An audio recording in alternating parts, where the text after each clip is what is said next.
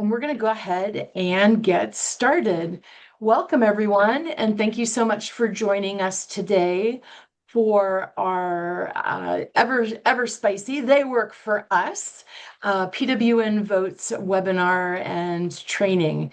Today, we're going to be talking about 501c3 and 501c4 work.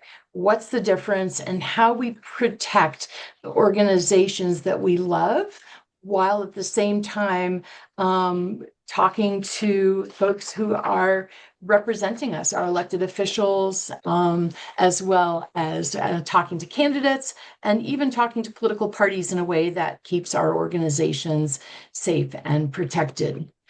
We are really glad that you are here. Because this is something that people oftentimes feel a little confused about. And so hopefully by the time we're done, everyone will be clear and completely ready to go out and advocate and talk to people in a way that they feel absolutely both represents the needs that we know, as well as is within the type of organizing and conversations that you want to have. My name is Barb Cardell. I am the Leadership Development Director with PWN. I am so glad to see you all today. I use they, them pronouns. As mentioned, we're going to go ahead and be recording. We also will remove any of the AI bots that might join as note takers or any other fashion, because we like to protect our data, knowing that this is so critical. Closed captioning is available. If you would like to use closed captioning, there's just a little button down at the bottom of your Zoom screen that has CC on a button, and you can go ahead and click that, and that can go ahead and provide a transcript for you to follow along if that is easier for you. Feel free to use the chat to put questions or to introduce yourself, or questions and to introduce yourself. We ask you put your name, your location, and your pronouns in. And then again, please, if you have questions, list them there. We've got people who are keeping an eye on the chat who will help lift them up, and we'll have time for questions throughout this conversation today. We're in meeting mode, so we do ask that people go ahead and use *6 to mute themselves, or the mute button, because we want to go ahead and have as good a recording as is possible. Our objectives today are pretty darn simple. We basically, but also big. They're lofty, they're huge, and they are visionary, because PWN is committed to changing the world. And so how do we do this? Around holding our elected folks accountable and conversations that we have with voters. Well, we want to connect civic engagement, which is engaging in any sort of situation where we're talking to elected officials about accountability. It is about having conversations with our family as well. So we want to be able to talk about that in a way where we are really lifting up both what is critical and important to us, but also what we know that HIV movement spaces need us. We want to be able to distinguish between what is permissible under 501c3 and 501c4 statuses. And Sam will go ahead and talk to us a bit about that. Help people identify when they're talking as a representative of PWN, what you can say, when you're talking as your own individual, and what you can say then. And then finally, we want to help people feel confident in reaching out and connecting to elected officials and candidates, especially as you are having advocacy conversations. So those are our objectives for today. If you've got any questions, go ahead and put it in the chat, but we're going to keep moving along, because I'm going to go ahead and just say we have a remarkable group of presenters today. We have Sam Pfeiffer, always and forever will be a part of PWN. Sam is the Engagement and Mobilization Director with the ACLU Pennsylvania. But first and foremost, Sam spent several campaign cycles with us at PWN as our Integrated Voter Engagement Campaign Coordinator and manager. We have Rishan Rogers, who is in Houston, and Rishan, as well as Isis, are the Houston co-leads along with Tana, who is on the call here, for some amazing work that the Houston chapter has done, specifically talking to voters, canvassing. So we know how hot it is down in Houston, and they have been out on the doors in the rain, in the heat, with the bugs, with all of it. And so we have Rishan Rogers as well as Isis Torrente, who is going to share with us some of the questions that they've had, how they've actually worked with voters, and how they're going to go ahead and engage. So we're going to just talk a little bit about PWN, just so that everybody is aware. PWN-USA is a advocacy organization that is led by and for our members. Our members include cisgender and transgender women, gender diverse and transgender people living with HIV across the entire United States. We always look at HIV with a racial justice and a gender justice lens. And so when we talk about advocacy, we always lift up those as being a critical piece of our messaging and our engagement. And about PWN Votes, which is hosting this training today. PWN Votes is a very intentional approach to our long-term planning, because we at PWN say that we are building power every day and in every way to ensure that the voices of both people living with HIV and communities that are most impacted with HIV are lifted up as we talk about racial justice and gender justice issues. We do this work with our members and our allies, as well as our communities. And we talk about voting, that voting alone does not get us liberation. It is a tactic. And we will talk about several tactics today about how we have conversations, as well as how we leverage our collective power, which is the power that each and every one of us brings to this table, as we talk to our legislators, demanding that people living with HIV and our communities are lifted up and centered in so many of these conversations. We have our history. So we've been doing this work since 2016. We've led many voter mobilization effort, and I see so many people from who are here today who have been a part of this work, both in Pennsylvania, as in Houston, and in Colorado. So we talk about spearheading these campaigns so that they are led by people living with HIV, making sure that our messaging and our intentions are centered in all of this work. You can go ahead and learn more about our PWN Votes campaigns by linking, and LaDonna will actually put the link in the chat, going to our PWN Votes on our website, and you can learn a little bit more about everything that we have accomplished. But it is amazing, and this is now our 10th year. We've been doing this a decade, and it is powerful. Before we get started, I'm just going to go ahead and lift up that the conversation today is going to be in a 501c3 appropriate fashion. So we just ask that all of us remember that when we're talking about candidates, rather than naming a candidate, we just say candidates. When we talk about organizations, or when we talk about political parties, that we talk about political parties in the broadest sense, because we want to be extra careful, and Sam is going to talk more about that. We are able to talk about elected officials, and we can hold them, as we have said, accountable. But we're going to get into the nitty-gritty and the ins and outs of all of that, and we have perhaps the best person I could think of to help walk us through this. Sam, I'm going to hand it over to you if you're ready. All set. Thank you, Barb. Hey, y'all. It's so great to be back in community with everyone here. It's really an honor. Really happy to talk more with folks about the differences between 501c3, C4, and what it means to be a private citizen, and then get into why these elected officials really work for us. A big reason of why we're hosting this training, and why we always host this training, is because the ops are continually lurking.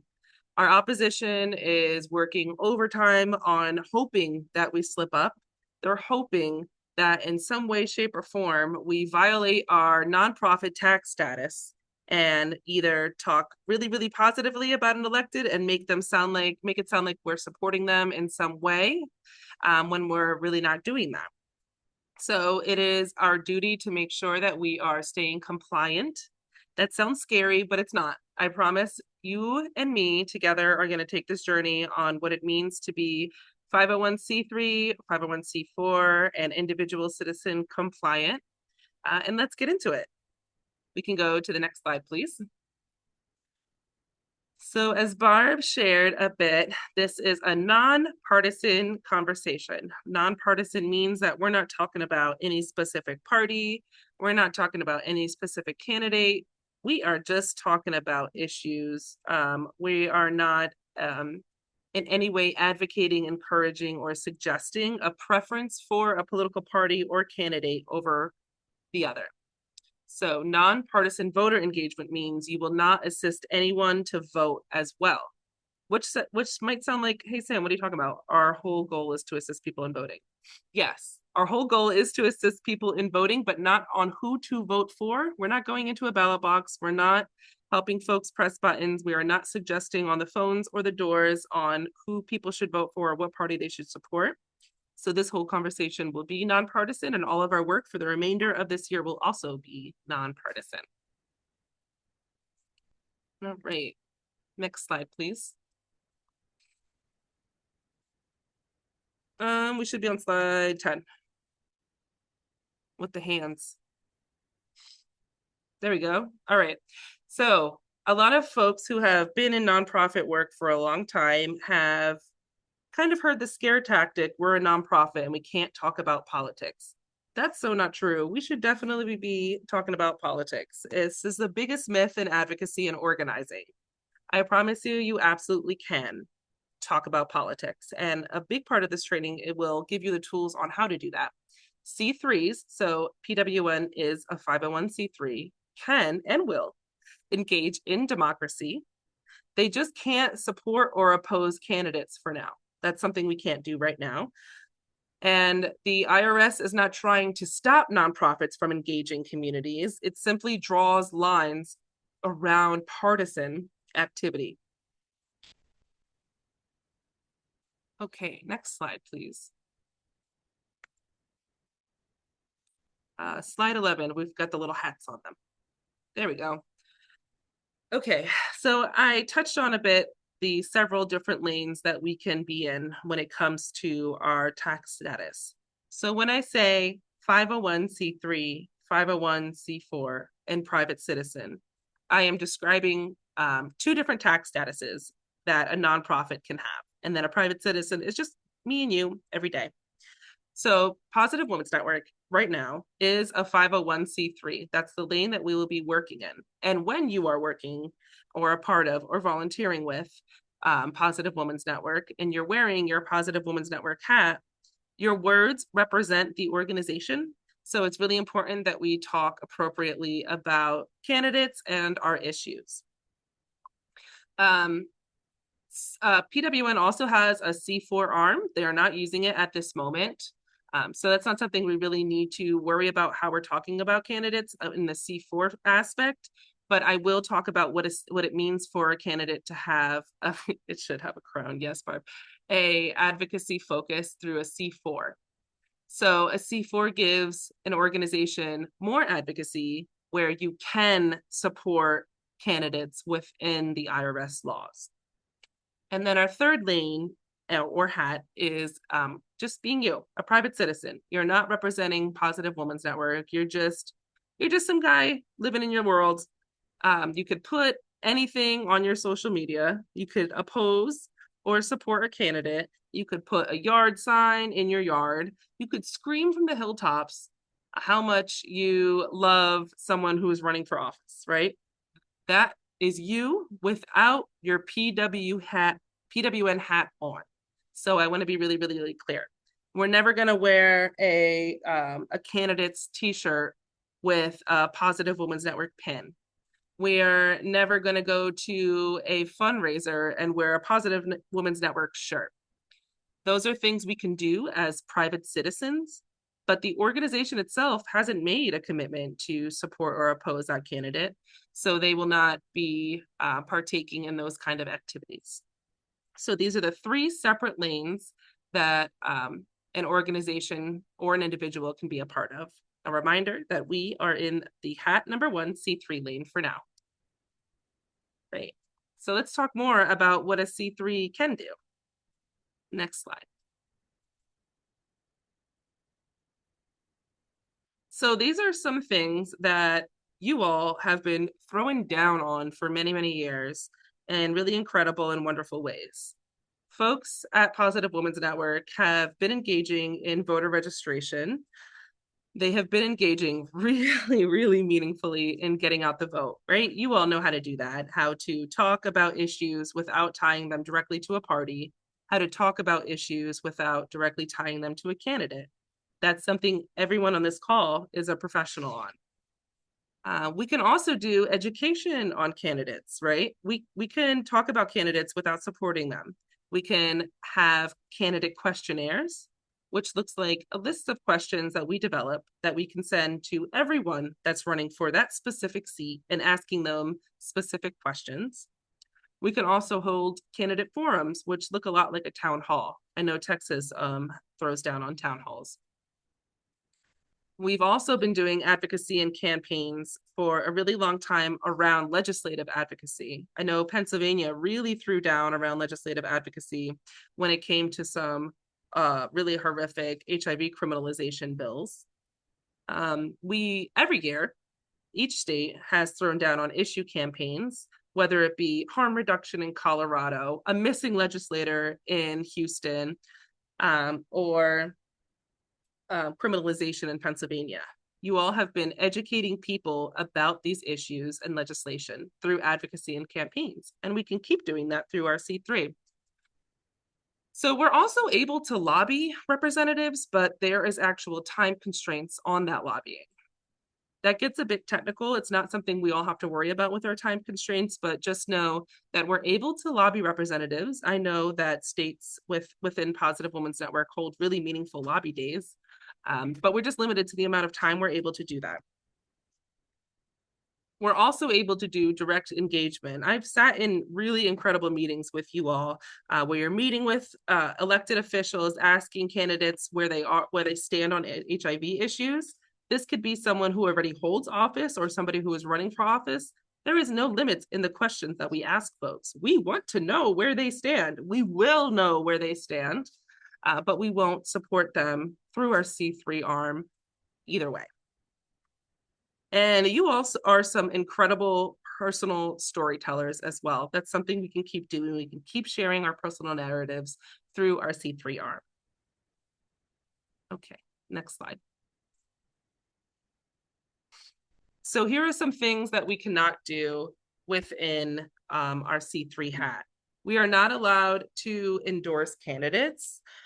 We can't tell people who to vote for. And folks will get deeper into this later on throughout this training. But we can't say, hey, I am Kenya with Positive Women's Network, and I want you to vote for Silly Guy McGee on November 5th, right? That's not something we can do. We can tell people to vote for their values, but we can't tell people a specific name to vote for. We also can't do something that is called a coordinated campaign. A coordinated campaign is where we receive funding or give funding to an elected official, and then we go out and endorse them. That's not something we can do within our C3 arm. We're also not able to donate our resources. So we can't go and knock doors for a candidate. We can't make calls on behalf of a candidate. We can't hold a town hall for a candidate. We can invite a candidate and all of the other people who are running for that seat, but we cannot support an individual candidate for a specific seat or someone who already holds office. We can thank them publicly if they already hold office. We can shame them publicly if they already hold office. But if someone is running for a seat, we are not able to do those things publicly because they do not yet hold that seat. Something we also do is send out candidate questionnaires, which I talked about previously on our last slide when I was describing what we can do as a C3, and we're going to keep doing that. But something we can't do is release bias ratings. So let's say a candidate that we all know that we're really into, right? We're just not saying it publicly, but we have our personal opinions. Let's say we get some ratings in from our members and the general public, and they're all like, boo, Representative Silly Pants kind of sucks.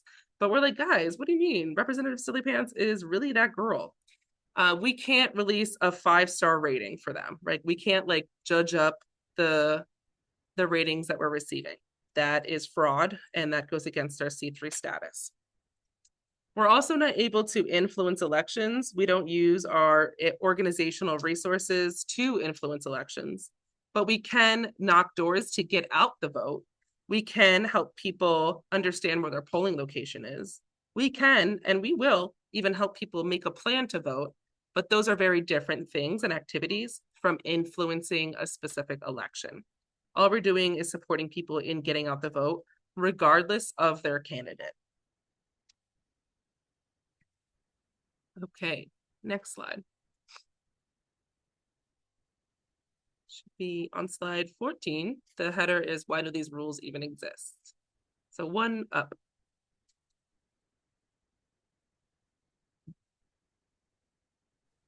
Please hold. We're just going to go ahead and get our slides zhuzhed up here. Okay, there we go.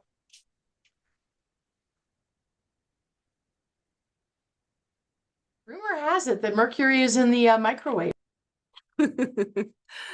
Along with my noodles.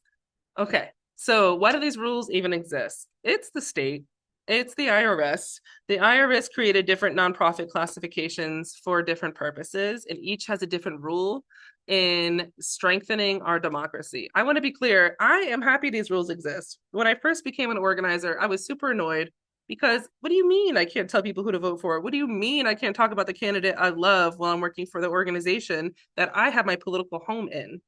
It's important because, like I said, when we first opened this training, the opposition is always looking to roll on us. They're always waiting for us to slip up. And these rules actually keep us in our lane when we're talking about elections.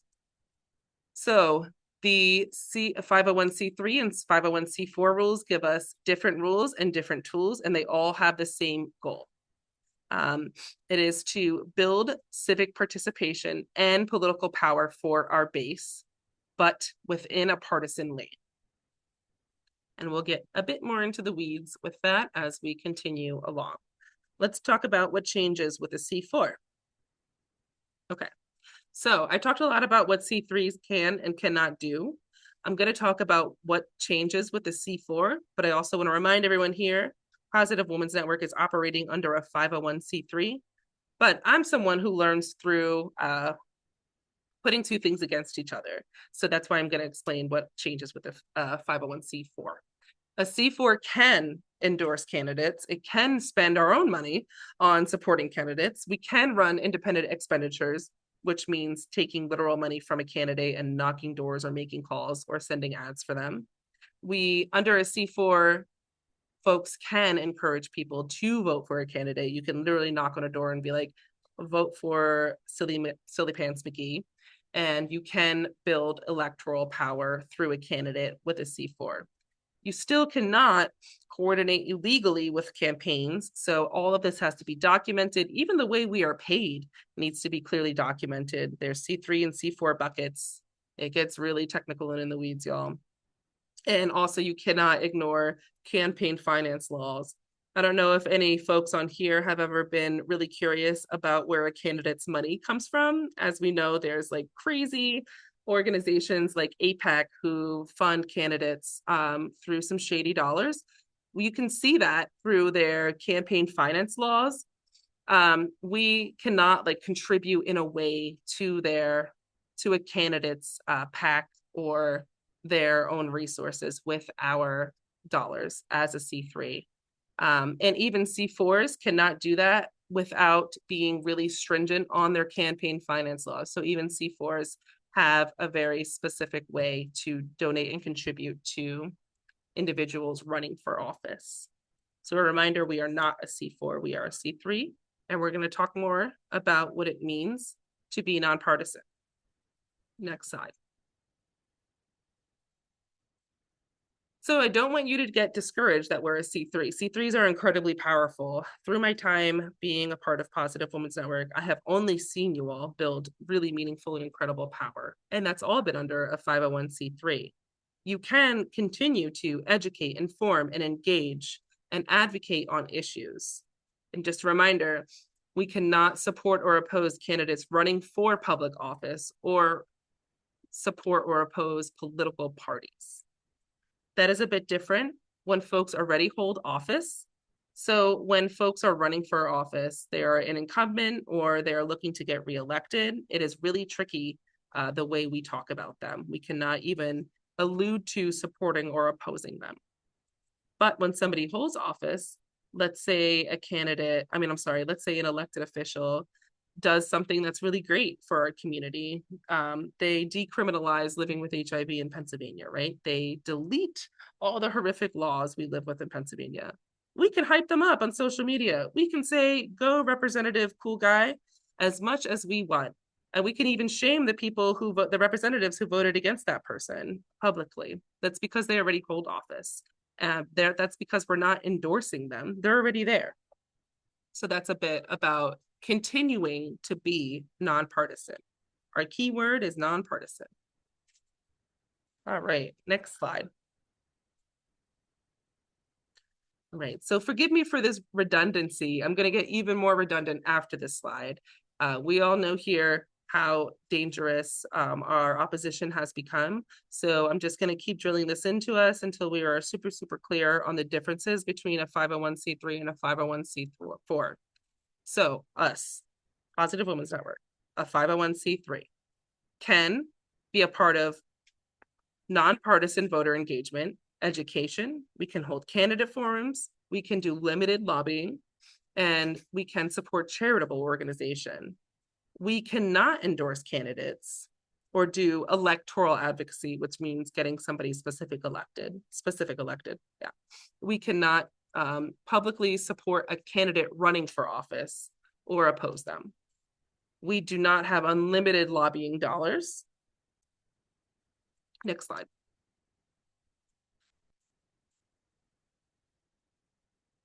Okay, this is a chart.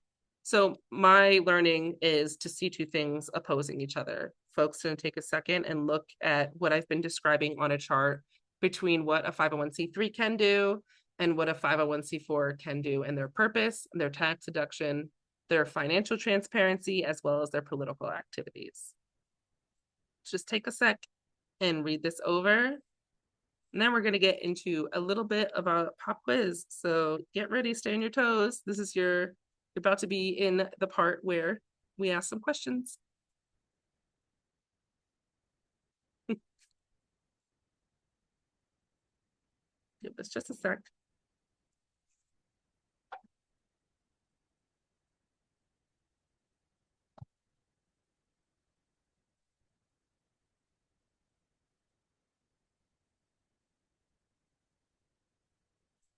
Okay, and let's move on to slide 28, please.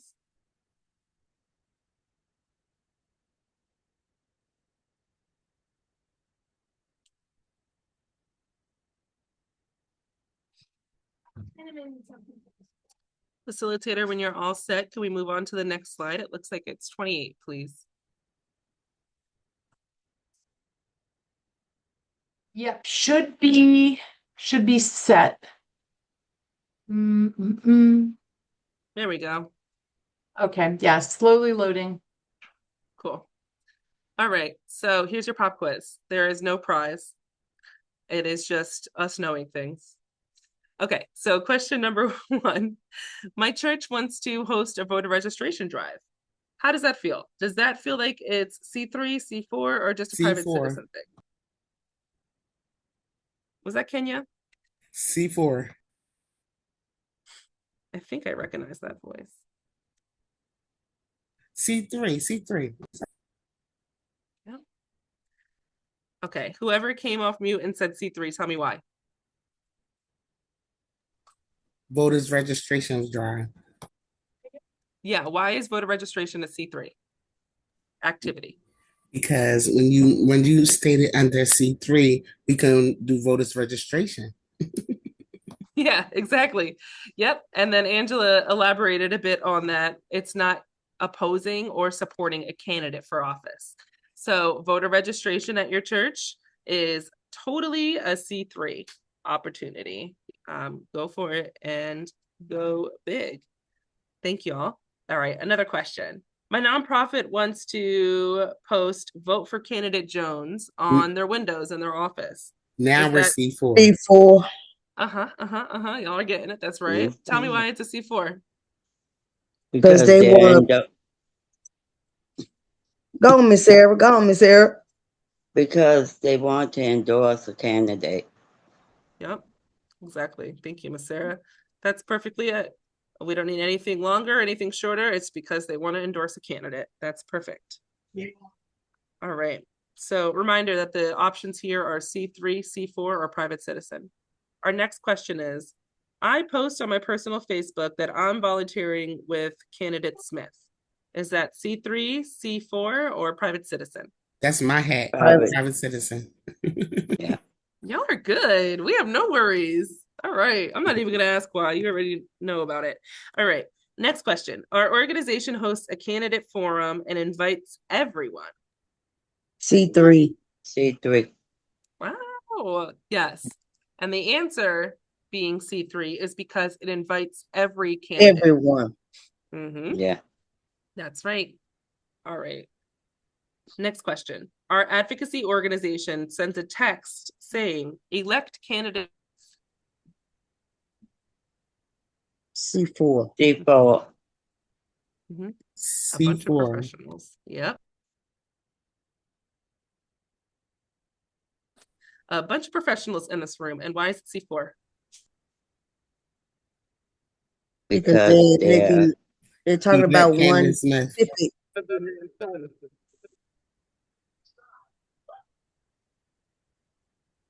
Candidate was named. Yes. I just got a notification that my internet is unstable. Are you all still able to hear me clearly? Yeah, it's freezing. Yeah. Yes. Okay. Cool. Thank you. So final question, and this one is a little bit tricky, but I have complete faith in you all. Our nonprofit meets with legislators about HIV funding. Is that C3, C4, or private citizen? C3. Private citizen / T3. Could be either. Yeah. Yeah. But because it's our nonprofit, we're going as a group represented under Positive Women's Network, and we're meeting with legislators about HIV funding. It would be closer to C3. Yes. All right. I don't even know why we had this training. You guys could have trained me. Okay, next slide. All right, I'm going to talk a bit about why we all know here in this room, we all hold the same value that legislators work for us. Our loyalty is to our community and never to a politician, right? One thing I really want to ground us in when I say they work for us is this isn't an anti-political statement. I want us to remind our folks who holds the power in democracy. It's us. We build relationships with elected officials because relationships are what help us win. Without the relationships we've built, without our community, without our base, without the people on this call, when y'all hopped on, I saw a bunch of conversations in the chat saying hello to each other, sending love to each other. Without that, elected officials wouldn't be in office. We get them in there. So they owe us. They make $90,000 a year as legislators in Pennsylvania. Some make over 100,000. But our loyalty is never, ever to an elected official, right? It's always to each other and our beloved community. We believe that elected officials are accountable to the people that they serve. And we are a base building organization. We build relationships with each other and grass tops, right? We're the grassroots. We also build relationships with grass tops and decision makers, because that's an important part of organizing. But relationships with our legislators are not our end goal, right? If we need to spoil a relationship because a legislator is acting silly, we will do that, even if we helped them get into office under a C4 arm, right? Even if we get out the vote and we're really excited about something, an issue, if we need to hold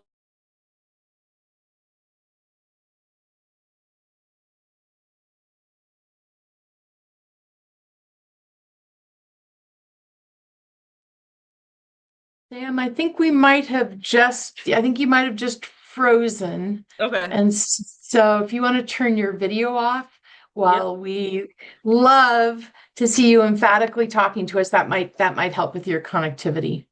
I got too hype. It was the feds.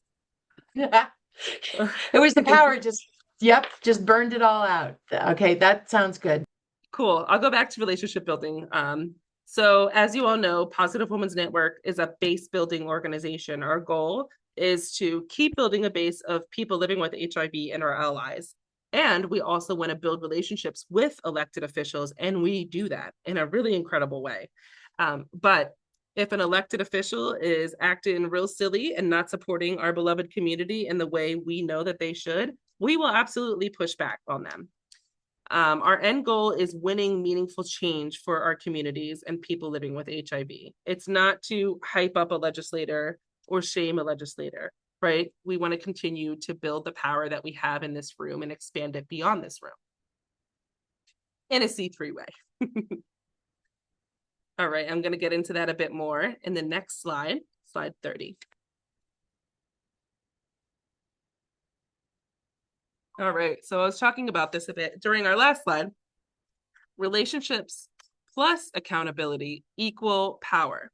So holding elected officials accountable isn't a sign that a relationship has failed. It's part of having an authentic relationship, right? Like, let's imagine your best friend does something goofy and you don't support whatever she did. You're going to hold her accountable. And if she's a good friend, that will strengthen your relationship, right? That's the same thing with legislators.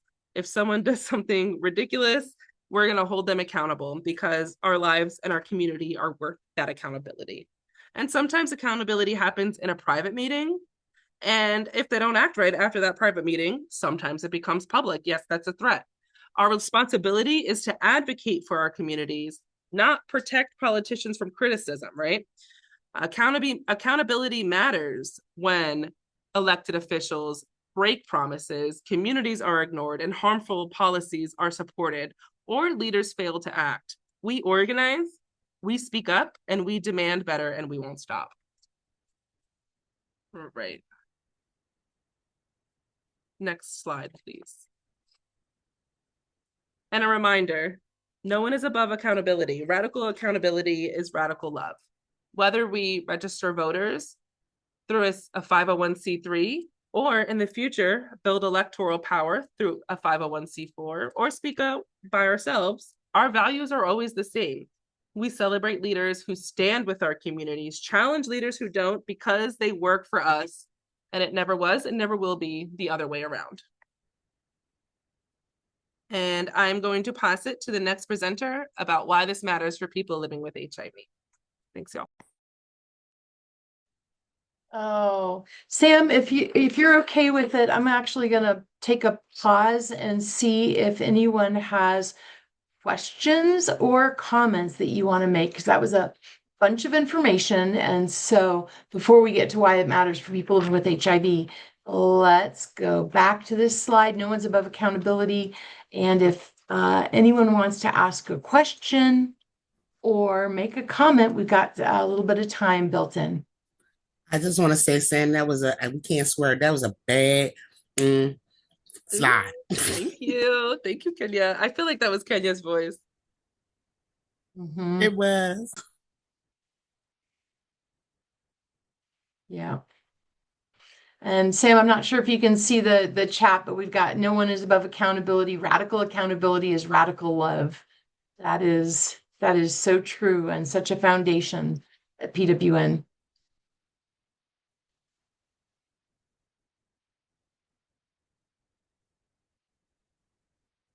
Sam, I'm going to go back to something that Kenya brought up earlier on, asking about finance laws. Mm-hmm. We don't need to get into the super weedy part, because we do have, I mean, even though we have lawyers who are on the call, I did share a link from the Alliance for Justice in case people want to see that. I'll put it in the chat here again.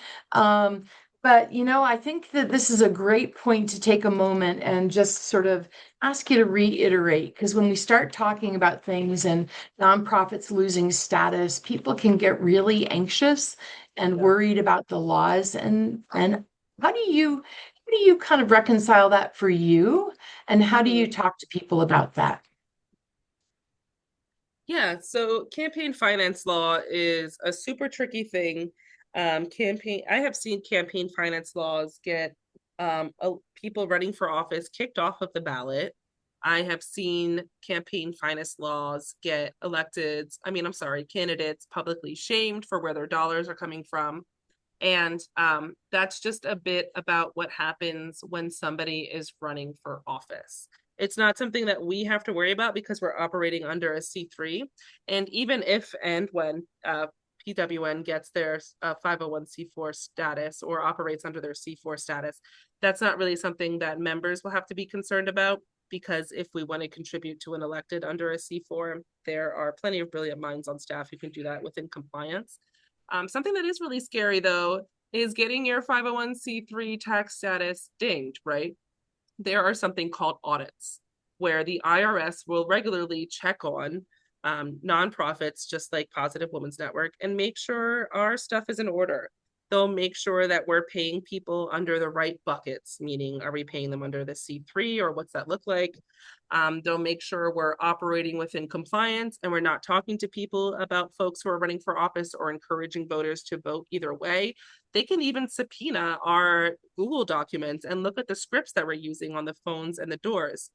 But the only reason they would do that is if they think that we have been breaking some kind of laws. So if a canvasser slips up on the door and says, vote for candidate X, or if someone slips up on the phones and sends a text that says PWN really supports candidate Y, then that is a pathway to getting audited. We have to do something explicit. And also, in today's turbulent political atmosphere, I'd like to say a lot stronger and meaner words, but here we are. Folks like us who are fighting the good fight, who are up to good trouble, are always under a microscope. So we really, really, really got to keep our head in a swivel and stay on our P's and Q's to make sure that we are operating under all of the laws within the 501c3. But I want you to not fret. Y'all answered every single question so precisely and wonderfully. Everyone here is super brilliant. We just can't get lax. We got to make sure we stay on top of the way we talk about candidates and elected officials, and we'll be okay, just as we have been. Great answer. Thank you so much, Sam, because I know that people do get anxious, and it's good to just have that gentle reminder. Tana has a question. Well, it's not more of a question, but I've seen a 501c3 get attacked. They were tabling, and one of the volunteers someone asked her a question, and she gave her opinion on a candidate, and their 501c3 status got jeopardized, and they had to go through a lot. So, doing this work and being in the field and doing tabling, we just have to be extra careful and make sure that if someone is volunteering with us, that we're all saying the same things. Yep. Thank you, Ms. Tana. I like that example, Tana. Yeah. And something I could talk to more. I mean, Kenya was there for this story. In Pennsylvania in 2022, we had a group of European tourists who were on political tourism, which is a wild thing. But yeah, I guess if I was from another country and I wanted to learn about wild politics, I'd come here too. We were holding a massive Get Out the Vote canvassing operation in North Philly, where we had about 80 volunteers come show up to knock doors with us. We were talking about harm reduction on the doors and issues tied to the election. And some folks came in who had different political values than us and started asking us a lot of pointed questions about the elected officials we support or oppose, or candidates running for office. And immediately, because of the brilliance of Grace is Amwa, and Kenya and Cookie, who are chapter members of Positive Women's Network, quickly they were escorted out and asked to leave and shut down because they are so brilliant when it comes to what it means to talk to people under a 501c3. And they were educated on the red flags to look out for. And because they knew what to do, we were safe and secured. But as Ms. Tana just shared, that's not always the case. We have to make sure our house is in order every time we are out talking to people, whether it be tabling, crowd canvassing, on the phones, doors, texting, or scripts, no matter what it is, no matter who it is, a member, staff, or volunteer or ally, everyone has to be in lockstep. So true.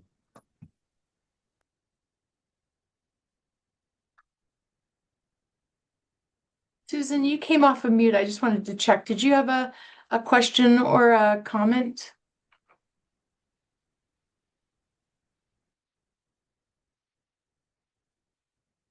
Give her a minute. Yep. I think we are all on the technology struggle bus. We're here together. It keep freezing.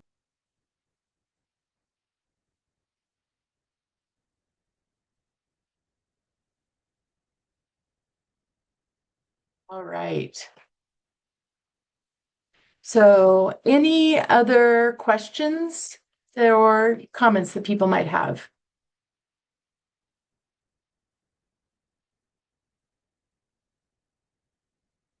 Okay. Then we're going to go ahead because we do like to, when we are talking about voting and voter engagement, to just remind ourselves about why voting and again, voter engagement is so critical for people who are living with HIV. When we talk about HIV as a racial justice and a gender justice issue, voting it supports all of us and making sure that our voices are heard, primarily because, as we have learned now, that so much of what impacts our lives, Medicaid, Ryan White funding, HIV criminalization, funding for HOPWA and our housing opportunities for people with AIDS, as well as protections around our transgender siblings, as well as other folks in the LGB community. These protections are being dismantled. And it is unfortunate that folks that are in office who are in theory representing us are not representing us. We see attacks on reproductive care, voting rights, so much else. And so this is why being engaged, holding people accountable, as well as voting is so critical. And so we continue to mobilize to make sure that voters in our campaigns and in our areas hear from us about why it is so important. We have a little bit of a tree here. We start, at the bottom, which is our voting power, knowing that our voting power is the roots of our democracy. And I'm really excited because we're going to hear from Isis and Rishan, who are actually out canvassing in Houston. So they are down there kind of watering and feeding the roots of this tree. And we're going to get to hear a little bit about what their experiences have been. And we see through this, we make sure that we have political representation, that the people that know what our needs are in office and represent us. We have the community influence, which we always capitalize on, mobilize, and ensure is present for people living with HIV. That's what PWN does. And then we have accountability. Sam did so great talking about accountability, that accountability is love, and that accountability is radical, and that it is so critical. And then what that leads to, and what actually are the results of all of this mobilization, is that we have healthy communities, that we have communities where people know that voting means that their voices are heard. A lot of people have doubts about what that at the moment. And so by going out and talking to them, by nurturing down at the roots, strengthens the trunk, and we end up having this beautiful, beautiful tree that ensures that healthcare and housing and education and economic opportunities and voting rights, all of those things that are so critical to a healthy community, are actually being nurtured as well. Okay, and so we just wanted to do one more check-in to see if anyone had any questions, comments, reactions, feedback before we get to hear from Rashawn and Isis.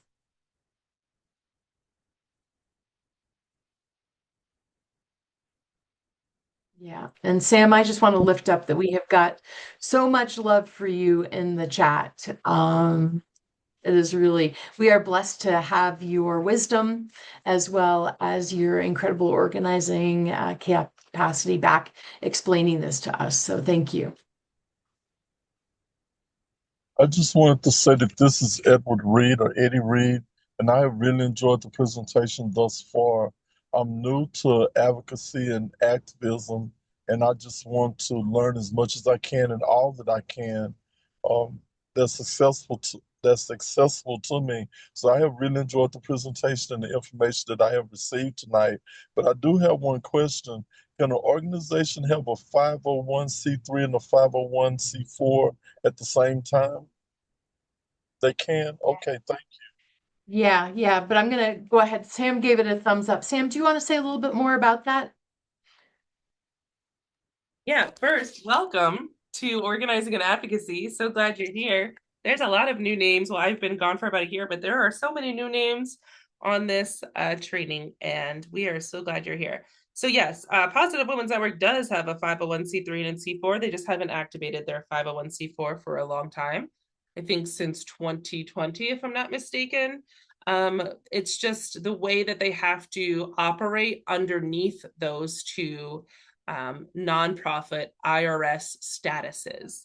It's a very specific way, like we talked about in this training, and also the staff and folks who are paid other than staff, like volunteers and members, have to mark their time in a specific way to make sure that they are operating either under one or the other. But most nonprofits have both arms if they are interacting with electeds and or get out the vote operations.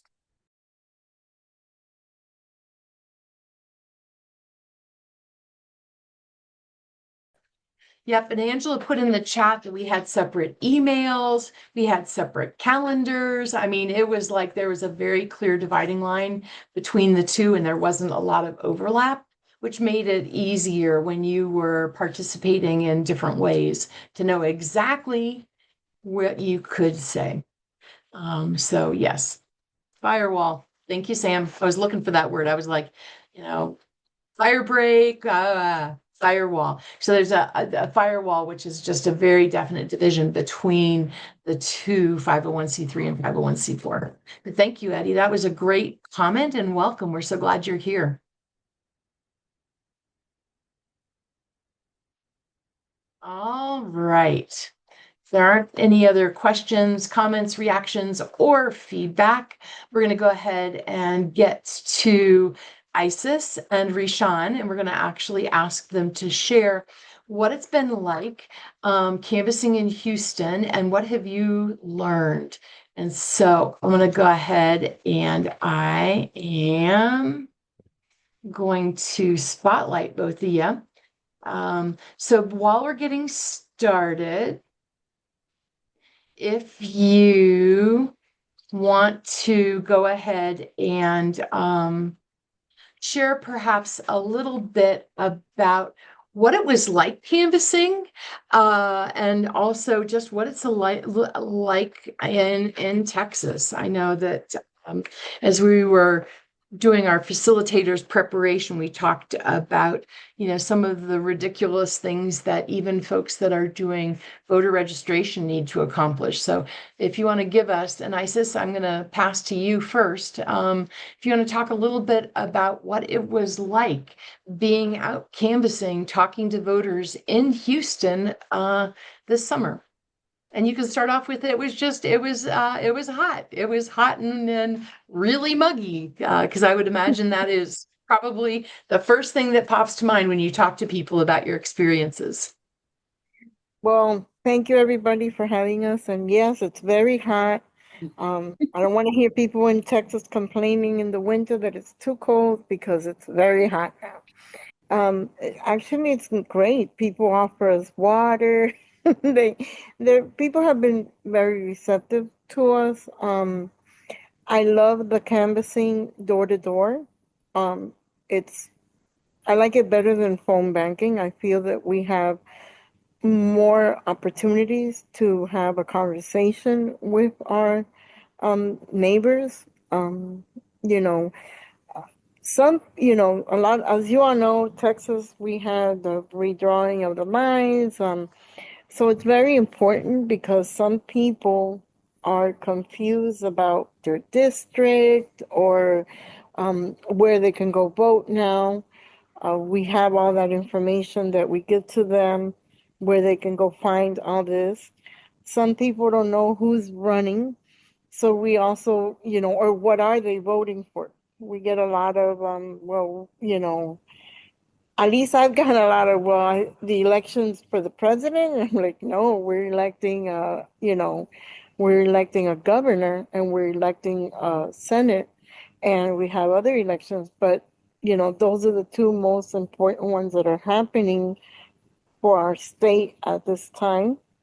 Um, I think it's been a really good experience for even for our volunteers.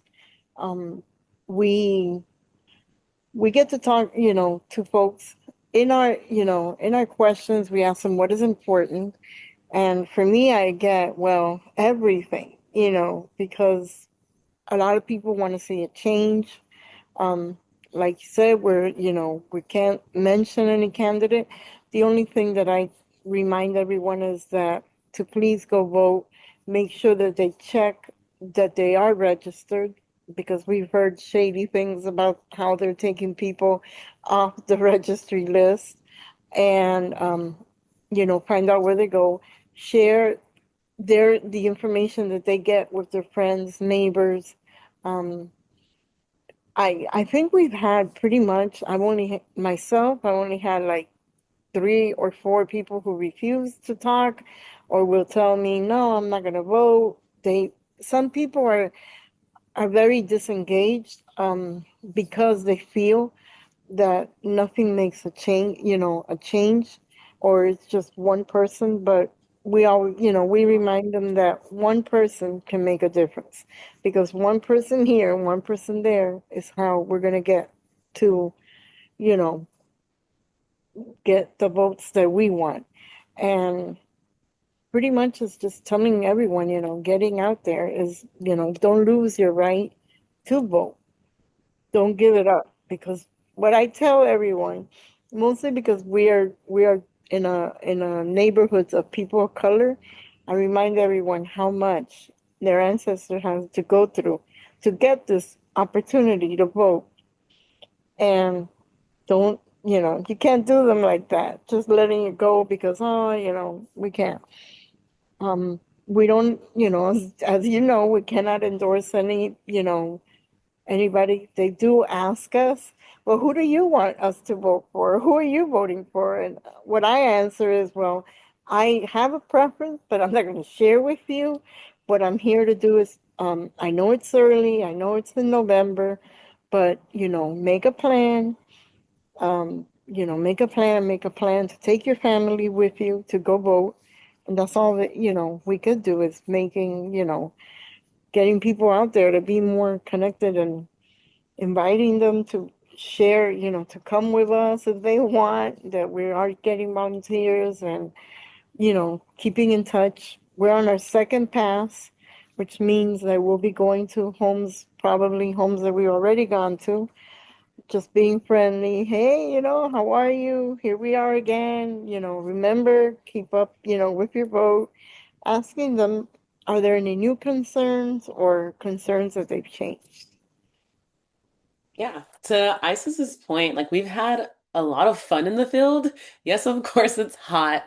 But really what we're finding is that one, people don't really know what's going on. I feel like because there's been so much in this, we've heard this in the field, because there's been so much in the media, people have kind of disengaged and, taken a step back from really engaging with quote unquote politics in general. So something I like to tell folks when I come across the ones that are like, oh, I haven't voted all my life. Like I had an example of one guy, he's like, I'm 64 years old and I haven't voted all 64 years of my life. And I'm just looking at him like, sir, you are a marginalized individual. Why haven't you voted? And so I really just like to make sure they understand that if you don't vote, you're not exercising your right. And that is inherently assisting the machine in disenfranchising you. So really just trying to make sure people are aware that if we don't vote, then we have no say in what's going to happen. Sure, we may not get the results we want because we have a lot of money around, but it starts with our vote. It starts with making sure that everybody is aware of the election that is coming up and really framing that for people that while we're making small changes, it's better than no changes. So long term, we really need to just make sure that we continue to exercise our right to vote and go out and vote so that we can, increase our what we desire as the people versus what other folks that may have more money than us want to happen for our country. Another thing is also, sorry, y'all, I have really bad allergies. Another thing is that also we have a lot of people that rugged individualism is a thing in our country, right? If it doesn't concern me, it's not really my issue. What I like to tell people is like, don't only think about yourself or your nuclear family, think about your kids, your family, your cousins, your nieces, your nephews. These education cuts that we see in Texas that are being proposed will affect, the people that we care about most. So really trying to make sure that we get people to be aware of what's going on versus a very siloed, singular thought. Think about community at large. Think about, what will the impacts be down the line if we keep shifting funding away from, property tax, for example.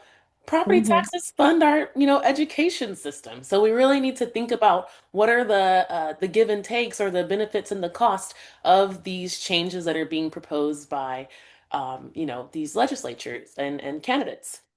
We also try to make sure that, people just are aware. So that's the main thing that we talk about when we're seeing out in the field. And that people on the second go around, also creating a lower barrier of entry. We have a backpack drive, so we're also pushing that to make sure that people are aware that we're not only coming here to canvas and collect information from you, we want to give something back to you because again, we know that people nowadays are asking, what can you do to lighten my load? What can you do to make it easier for me? And that is a thing that I found that by starting our conversation just with like, hey, I want to hear from you. What's important to you? And a lot of times they're like, well, who are you and where do you work for? And I'm like, oh, I'm not affiliated with any politician or any candidates on the ballot. I'm actually out here a part of the city's endowment to ensure that we're getting the voices of the most vulnerable heard and being able to take that back and see what we can do at large. So, yeah. Yeah, that's brilliant, Rishan, and I appreciate talking about lowering the barriers for people. Because that is definitely both a way that we can engage people in these conversations, as well as so not just talking to you about the issues, but also then being able to help talk to them about voting and sharing information about how they can vote, how they can make a plan, as Isis said.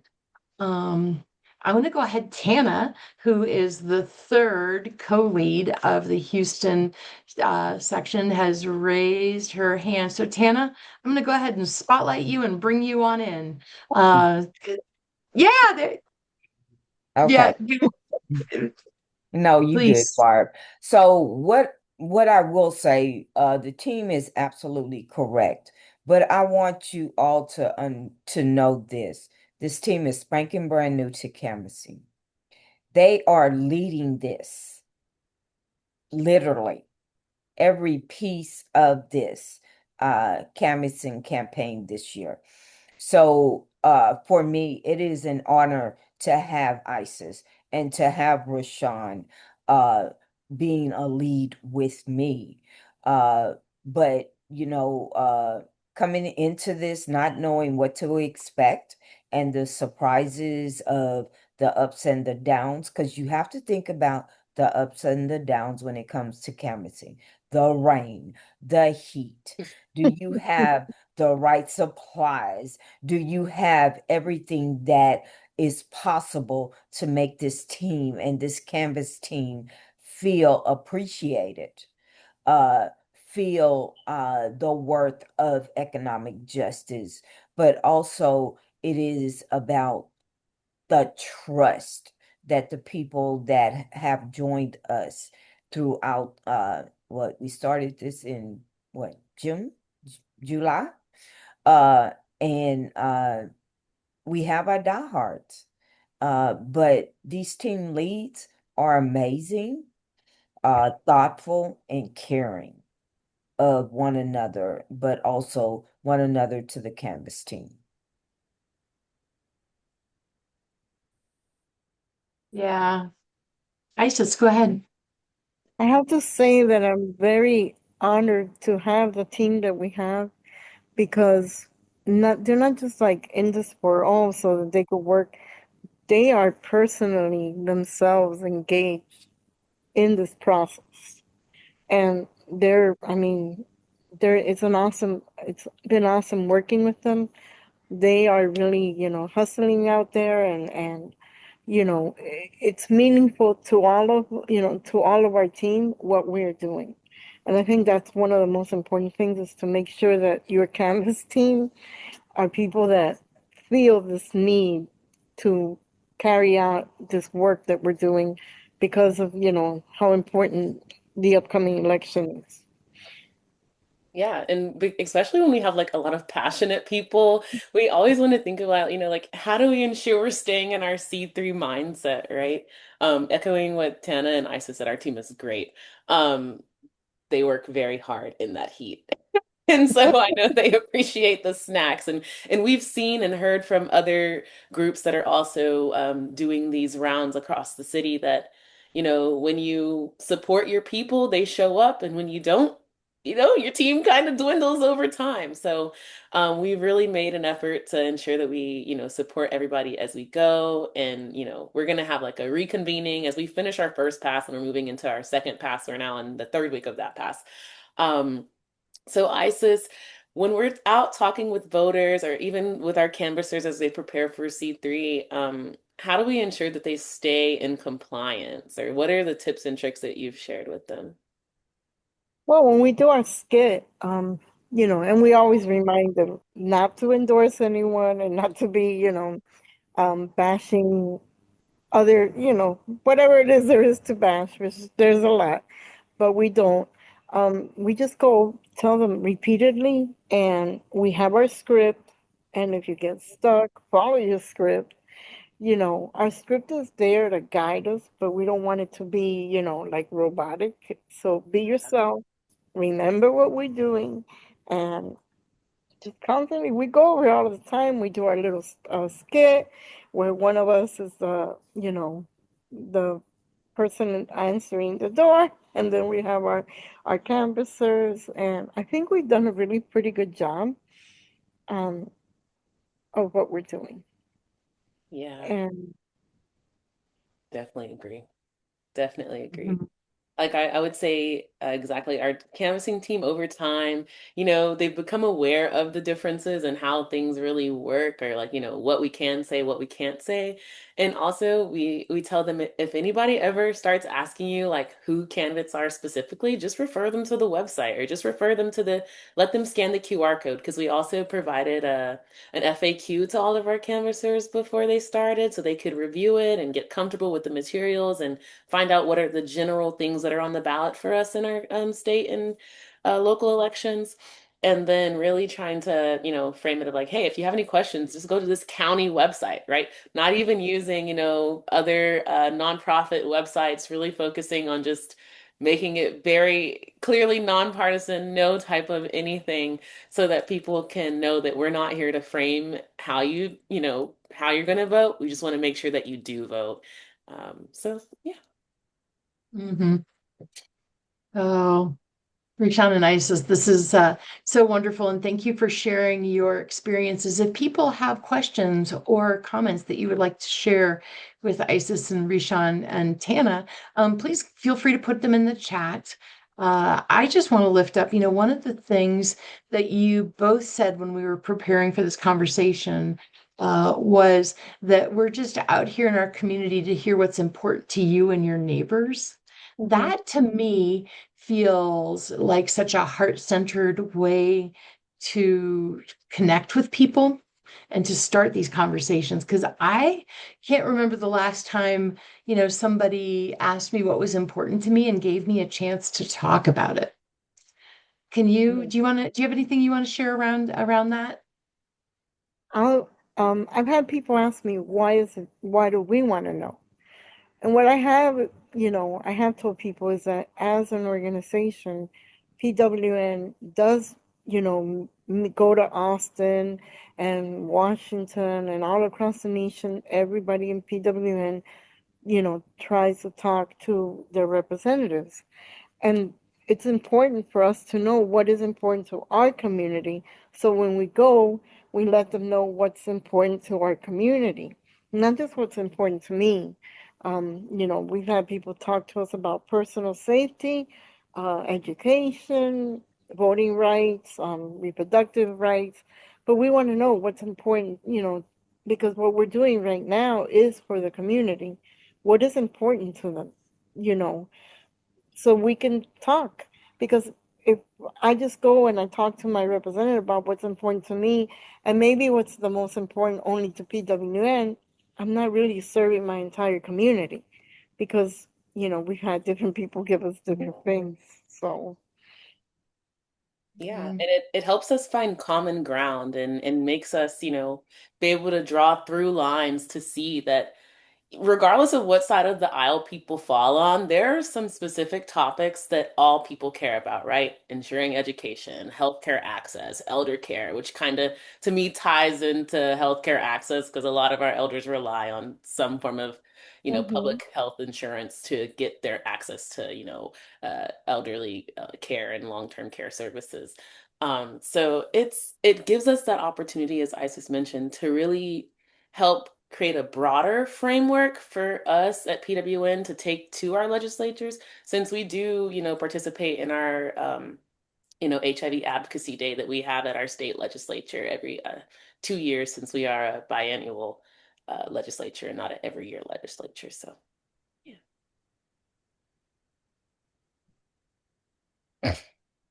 And then when people often you'll find in that conversation of how do we, make this happen and what do people really want to, what can we really take back to our legislatures at large? We have to frame it of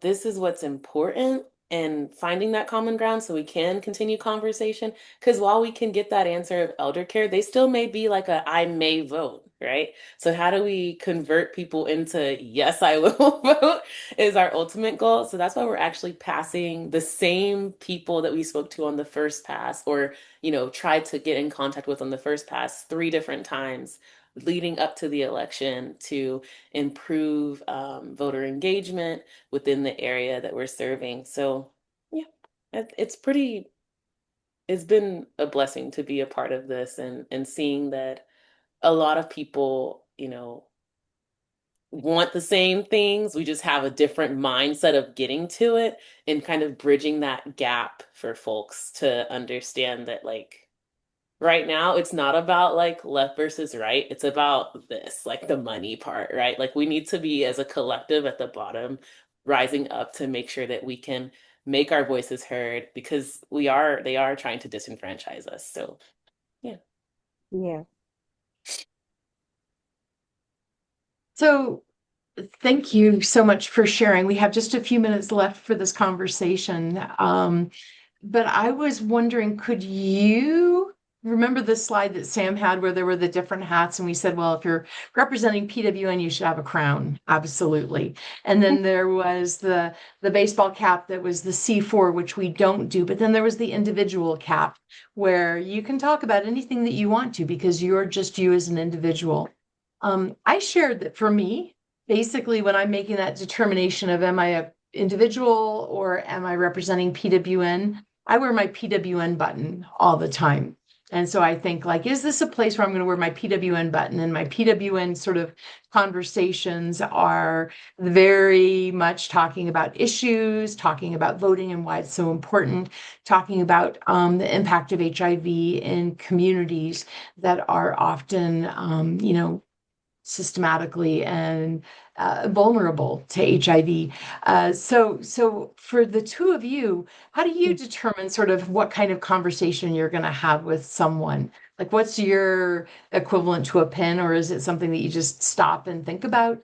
Or have you done it so much that you're just automatic experts at it now? Hmm. Well, in my meantime, I'm very vocal about what I feel. I used to post a lot, but I'm more um, like reserved now about what I post because one is because I am, my face has been on the PWN, uh, everything of social media with PWN, and I don't want people to say, "Oh, I've seen her somewhere," and connect me with that. But as far as talking, when I'm with their friends, families, or people that I run into, yeah, I will shit talk a lot. You know, there is a lot to talk about, that's going on. I mean, every day I wake up and it's like, what now? But um, it's, I don't necessarily have to have a PWN shirt. I just am, conscious of who I'm talking to. I have to do that both with PWN and with Ryan White. Um, as Rashawn and Tara understand. Um, I don't like, people to say, "Oh, you're in Ryan White," or "Oh, you're in PWN and you're talking all this." So, you know, it just depends who I'm talking to, Bart. Yeah, for me, I just try to make sure like, if I don't have on my shirt, I'm gonna talk. Like after a shift one time, me and one of my friends ran into um a guy that we had canvassed like earlier that day, and he was like, we were at the gas station. He was like, "Oh, hey, what's up?" And I was like, "Oh, hey," But we just got into a conversation and really went in depth about what his questions were, and I wanted to ask him more. And I think often when you find people that are like opposed to you, especially right now, a lot of people kind of like shut down and like, "Oh, you're crazy. I'm not going to respond." But I just wanted to ask him questions. That's kind of like my biggest thing right now is asking questions. Even if I don't agree, I mean, at least I can try to figure out, the mental framework of your reasonings, or your whys. So, yeah. The first day that we worked, the third house I went to was this gentleman who was Latinx, and he told me, "Oh, I'm voting Republican all the way." And I said, "Okay, why is this important to you?" He's like, "Well, the war and the economy and, we're in a war." And I'm like, I had to just smile. I said, "Oh, okay, thank you for your time, but I'm thinking the war and the economy, these are the people that got us into the war and are messing up the economy." But I can't like get into that with him. So I said, "Okay, and what about all the other things? What else is important?" He goes, "Well, just Republican all the way, Republican all the way." I'm like, "Okay." I wanted to tell him so many things, but I have to, restrain myself because we're not a C4. Yeah. Barb, if you don't mind, Mhm. I'm gonna give you an experience that I had. So I had to go get all of my paperwork and IDs changed. And I just turned 66. Out of my 65 years, I've never had anyone challenge my citizenship until this Mhm. year. And Mhm. I use that to have this conversation, especially with women, especially with my nieces and my granddaughters, for the simple reason, you know, What do you mean I have to prove my citizenship? I didn't lived in this state my whole life, and I've never had to encounter that. And me having to go get a birth certificate because I didn't have time to go all the way 40 miles to go get a birth certificate. Had to go get a birth certificate in order to renew my IDs and all of that paperwork and stuff. But for me to have my rights as a woman challenged, but as someone who is a citizen questioned, oh man, that is my topic. Mhm. Ever since that happened to me this month. But it's just, and the team does a really good job, even the canvassers, just having an everyday conversation is how we get people to really talk about the issues that are important to them. Just being who you are is what community wants to see. That is such a So great, true. that's such a great point. Yeah. It's a good reminder that, when we think about why these issues are important to us and we can share them, that builds that connection to community. So it goes back to what Sam was talking about. What we do is we build a base, we build power in our community because we're willing to go out when it's hella hot and talk to people and talk to them about what's important to us around so many of these rights. And as Tana just so brilliantly highlighted, making it personal is really, really so important. So thank you so much to Isis and Rishan for sharing, and Tana for sharing your experiences. It is really wonderful to be able to take our conversation about C3, C4 statuses, which feels really nerdy and like legal, and be able to implement it and to talk about it and how it's shown up. And Rashawn, I love the story about you at the gas station. That is like one of my favorite canvassing stories, perhaps of all time, because that is really wonderful. First off, that he recognized you, and second of all, that you were able to sort of have then that different conversation and can remind yourself that that is also possible. So thank you both. We are just about at time. I'm going to go ahead and go back to sharing my screen. Give me just a sec. There we go.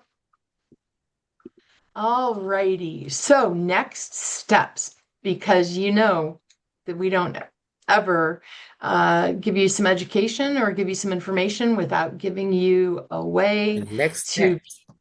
be able to use it, right? So we have, let's see here. All right. So our next steps are, first off, please check out our PWN Votes Toolkit. It is a resource hub. We are updating it all the time, and it has some remarkable information. This is our front page. This is our landing page, and it talks about, again, PWN is a nonpartisan organization, but it does talk about what's at stake, learning about the issues, helping people to do their voting and to know their rights. And so, LaDon, I don't have the chat up, but I just want to see, can you go ahead and put that link? Yep, there you go. LaDon is putting the link in the chat. And so we for sure encourage you to bookmark this. It is just going to become more and more critical as we continue to mobilize over the summer and into the fall. And Helena and the policy team did a remarkable job pulling this together. And so thanks to them for having this really helpful resource. We also want to invite you all to our training and learning sessions. We now have done 4, so that entire left column is finished and completed. We do have a YouTube link that we invite you to go and watch those 4 or rewatch this one and catch up on others that you might have missed.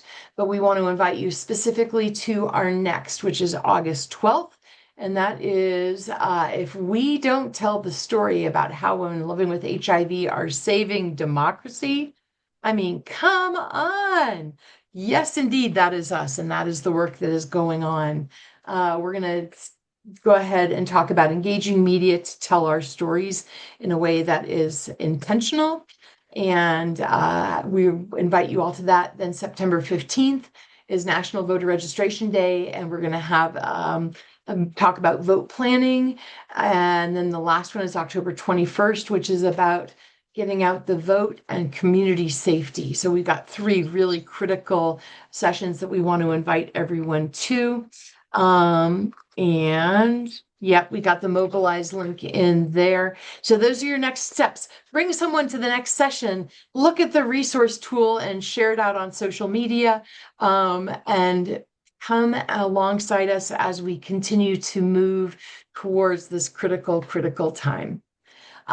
Please take a moment and actually use the QR code or this link and tell us how we did. It should take about 3 minutes. And so we're going to go ahead and invite everyone to just take a couple minutes, let us know how we did so that we can go ahead and improve for the next time, because that's what we continue to want to do, is make sure that we are able to talk about these fairly complicated topics in a way that feels supportive to the community and gives you what you need. So as you can see in the evaluation, we will go ahead and frame our upcoming trainings around what people say that they need. Brooke, I see your question in the chat about phone banking. I want to see, Crystal, do you want to come on and talk about phone banking?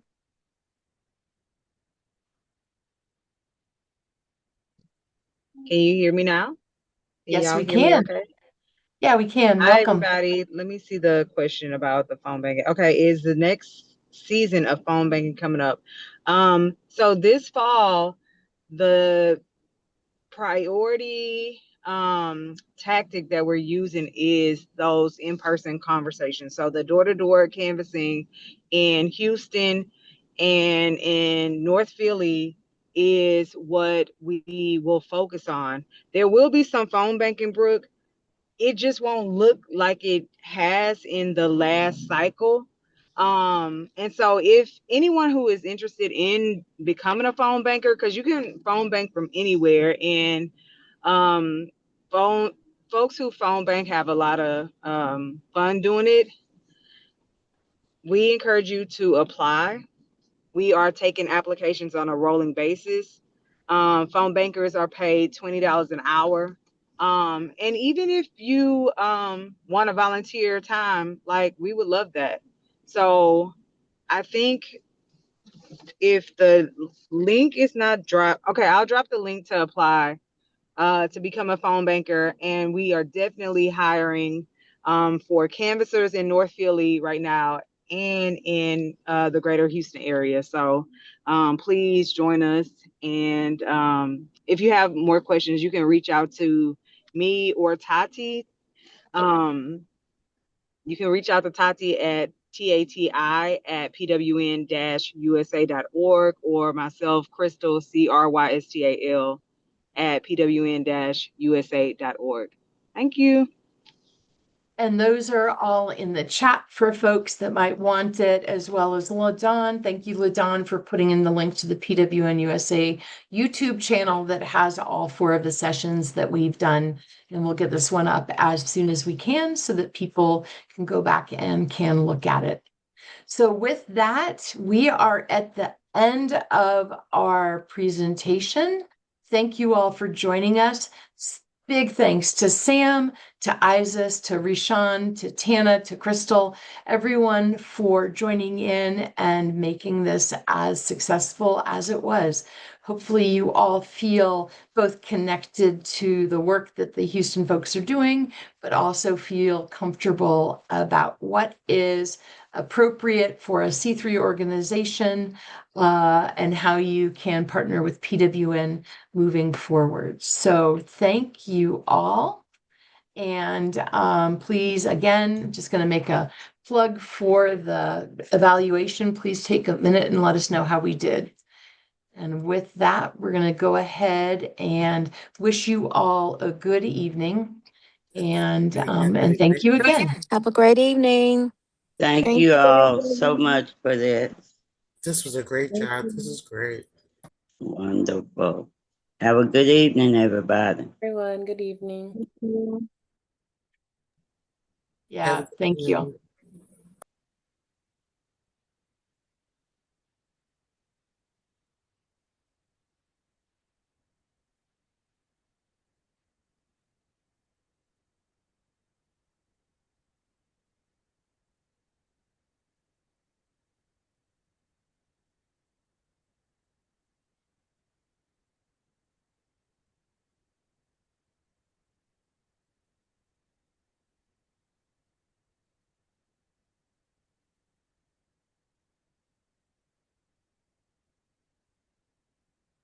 All right, we have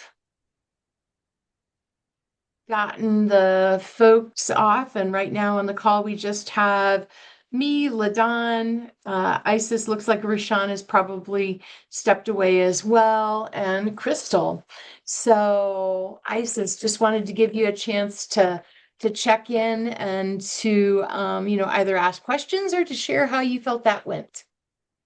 I think it went well, and I love the presentation that Sam did. Very informative. Yeah.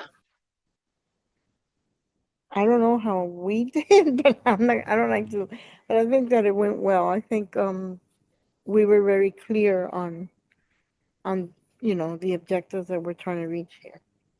Yeah. And you were spectacular. LaDonna's on mute, but I don't know if you can see her face as she's saying you did amazing. Amazing. It was brilliant, and I love how it connected with how people can talk and have conversations. It was beautiful. It was really beautiful. So thank you.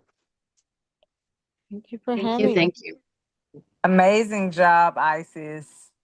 Isis, you did an incredible job. You said something that really kind of brought it home. You talked about how, when you talked about how when we're talking to our legislators at any part of the country, like in DC, locally, like we are taking the conversations that we hear from people to them.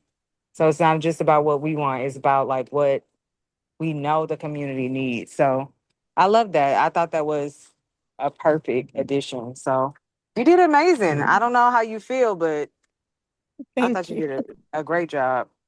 You did an amazing job. And you put the heart into it. And that was what caught me. Like I'm with Barb. I've never had no one come and ask me what I care about and want to actually have that conversation with me.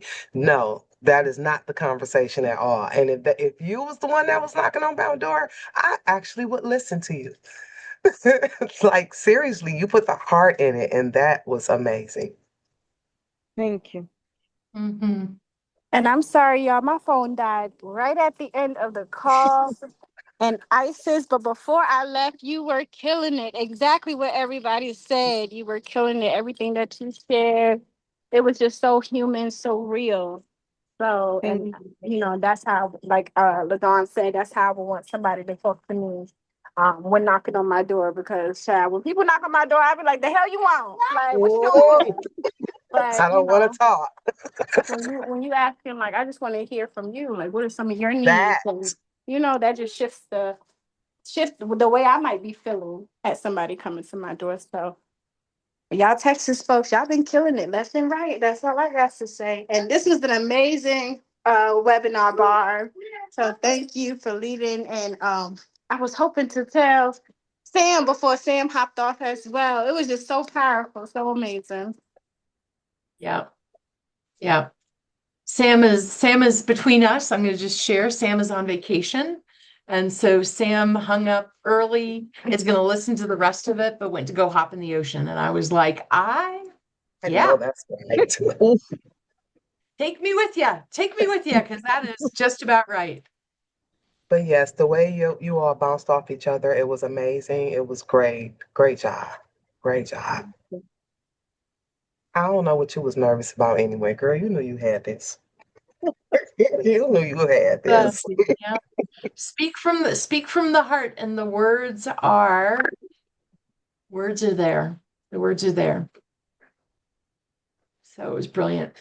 Really brilliant. And I think for folks that feel like they can't canvas because they don't know what to say, or yeah, it was really, I think it was inspiring, hopefully motivating too. I It think was motivating for me. the first door you knock on makes you a little nervous, but then afterwards it just flows. I Mhm. like it better than phone banking. Yeah. Yeah, I do too. And I still, I mean, I've been canvassing for, okay, a long time. I won't even try and name the years, but it's definitely, longer than I've been canvassing even with PWN. And every first door I'm like, oh, why am I doing this? And then I'm like, oh, right, because our people are here and nobody else is doing it. Mm-hmm. And that's the reminder. So, all righty. Isis, do you have any other questions or things you want to share? No, thank you. Just everything is wonderful and looking forward to our August 12th. Yeah, excellent. Thank you so much. Really appreciate you. And we will see Crystal, Antoinette, Ladon. Anyone else have anything you want to share? Just great No, job. amazing Great job. job. I'm gonna go, yeah. I'm gonna call Rashawn back. And so yeah, amazing job. Thank you, Yes. Barb. Thank you, Thank you for Barbara. Amazing holding this job. down. It Good was night, y'all. amazing. Thank you for jumping right in, Ladon. Internet problem, but I'm glad I got back in. Yep. Absolutely. Alaric said good night, All everyone. right. Good night, Antoinette. Bye, y'all. Good night, Bye, Alaric. Isis. Bye. All right. Good night. Good night, everyone. Good night. everyone. Thank you again, Isis. It was outstanding. Really outstanding. Thank you, Barbara. It was a pleasure. Thank you. Go do a happy dance. Exactly that one right there. Right there. That one, not that one. I love it. I love it. Yes, go celebrate. You just did a great thing. Thank you. Absolutely. All right. Good night. Bye. Good job. Thank you, Mama. All right.